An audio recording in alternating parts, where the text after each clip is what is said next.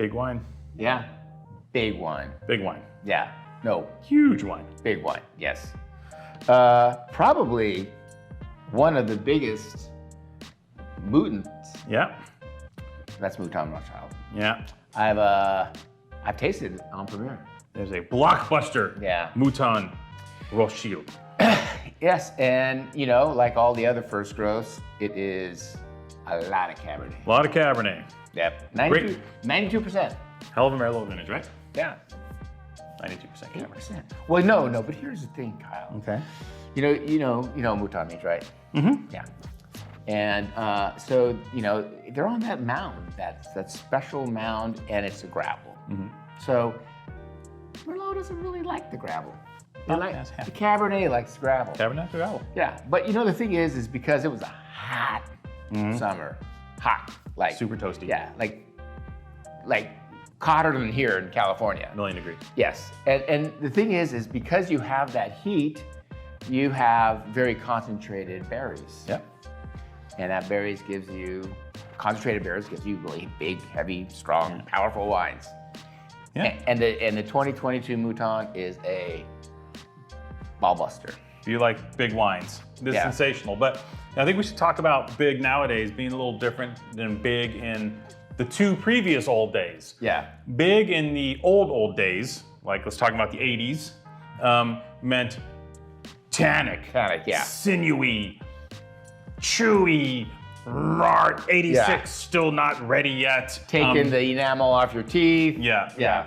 And then big in the late 90s into the early 2000s meant rich, lavish, and over-extracted creamy, fruit. over-extracted, and blah blah blah blah blah. Yeah.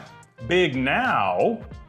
It's kind of a balance of the two, where you have the fruit and you have the structure, but they're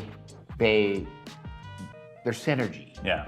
Tannins are incredibly fine. Yeah. In these large-scale behemoth wines, which gives you fools you into thinking you can drink these wines sooner than you probably should.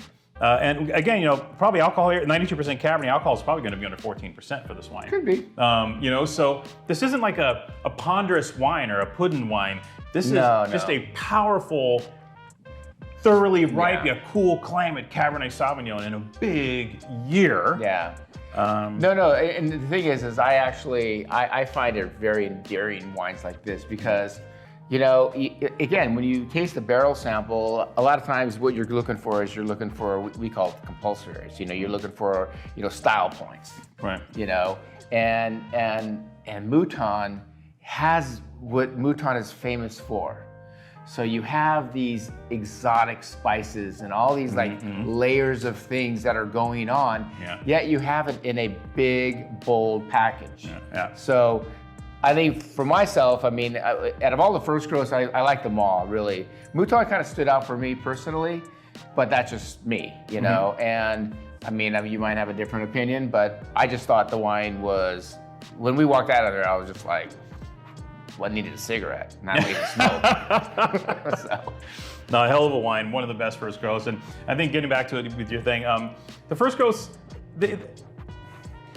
there's wines that are like first growth quality in this vintage that aren't first grows. Right. So it's really hard to put these wines on a pedestal, even though they are the best. Yeah. The best now, we're talking half a point difference and not 4 points difference. Well, that's like, because of the quality of the other wines in this vintage. Totally. You look at Montrose, you look at Las Cosses, you know, De Cru, you know.